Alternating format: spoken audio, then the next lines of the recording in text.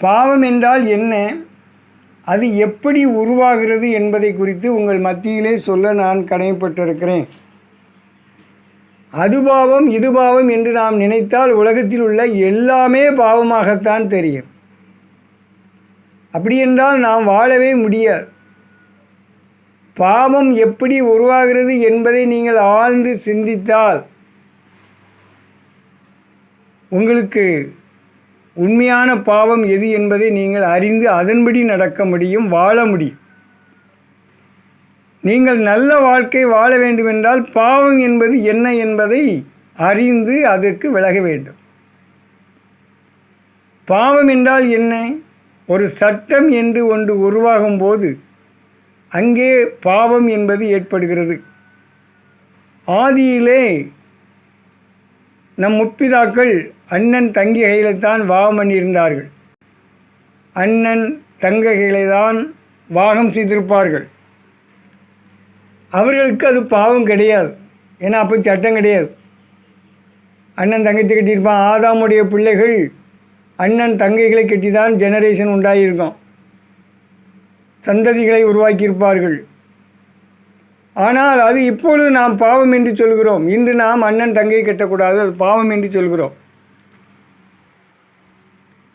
ஏன் அப்படி சொல்கிறோம்? மோசே உலகத்திற்கு வந்தார்கள், நியாயப்பிரமாணத்தை கொடுத்தார்கள். அந்த நியாயப்பிரமாணத்தின்படி அண்ணன் தங்கையை வாகம் பண்ணக்கூடாது என்கிற ஒரு சட்டத்தை அங்கே கொண்டு வருகிறார் மோசே. அதன்படி நாம் ஜீவிக்கிறோம். அப்போ சட்டம் என்று ஒன்று உருவாவதற்கு முன்னக்கூட்டி பாவம் என்பது கிடையாது. அங்கே சட்டம் என்று உருவான பிற்பாடு தான் பாவம் என்பது உருவாகிறது. ஆனால் கர்த்தராகிய இயேசு கிறிஸ்து உலகத்திற்கு வந்த பிற்பாடு இந்த மோசேயினுடைய நியாயப்பிரமாணத்தை முறித்து போட்டார். இந்த நியாயப்பிரமாணத்தின்படி அநேக மக்கள் பாவிகளாக மாறிட்டாங்க. இப்போ இறைவன் மனுஷன் மீது அன்பு கூர்ந்து அந்த மோசையின் நியாயப்பிரமாணத்தை முறித்து, அந்த சட்டத்திட்டங்களை முறித்து நமக்கு அன்பு என்கிற ஒரு பிரமாணத்தை உருவாக்கிவிட்டார். தன்னை போல் பிறனை நேசி, அதுதான் சட்டம் என்பதை அவர் சுருக்கமாக சொல்லி உலகிற்கு வழங்கிவிட்டார். ஆகவே நாம் தன்னை போல் பிறனை நேசிக்க வேண்டும். அந்த தன்னை போல் பிறனை நேசிக்கும் போதுதான் அவரவர் சூழ்நிலையில் அவரவர் செய்வது நீதியாக இருக்கிறது என்பதை நாம் அறிந்து கொள்கிறோம். ஒருத்தர் ஒரு தவறு செய்தார்னா அவர் சூழ்நிலையில் அவர் செய்கிறாரு, என்ன செய்ய அப்படின்னு நம்ம சொல்கிறோம். ஆகவே பைபிள் படி பார்க்க போனால் இந்த பைபிளுடைய வார்த்தைகள் எல்லாம் இரு நடையில் இருக்குது. இப்படி சொன்னால் அப்படி சொல்லலாம், அப்படி சொன்னால் இப்படி சொல்லலாம். ஐயா அப்படி எழுதியிருக்கு, அவரவர் ஆசைக்கு ஏற்றபடி நீங்கள் வாழுங்க ஐயா, அதுதான் உங்களுக்கு நீதி அப்படின்னு சொல்லி பைபிளை ஆண்டவர் விளங்கியிருக்கிறார்.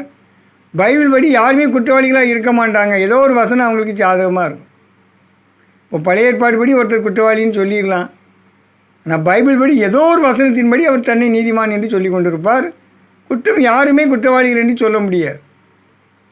ஆகவே பைபிள் படி பாவம் எப்படி உருவாகிறது என்று கேட்டால், அவரவர் சூழ்நிலையில் அவரவர் எப்படியும் நடக்கலாம் என்று சொன்னால், ஒருவர் சுதந்திரத்தில் ஒருவர் தலையிடாதீர்கள், அது பாவம் என்கிற ஒரு சட்டம் அங்கே உருவாகும்.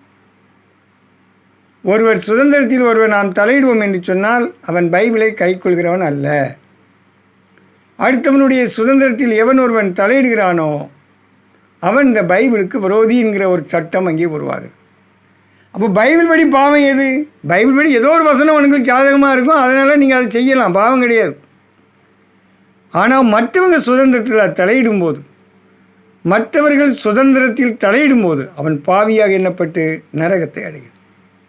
இப்போ பைபிளை ஏறெடுக்கிற நாம் மற்றவருடைய சுதந்திரத்தில் தலையிடாமல் நமக்கு ஏற்றபடியான ஒரு வசனங்களை எடுத்துக்கொண்டு நாம் மற்றவங்களுக்கு நன்மை செய்யாவிட்டாலும் தீமை செய்யாதபடி வாழ வேண்டும் என்பதுதான் பைபிளுடைய சட்டமாக இருக்கிறது என்பதை உங்கள் மத்தியிலே சொல்ல கடமைப்பட்டிருக்கிறேன்.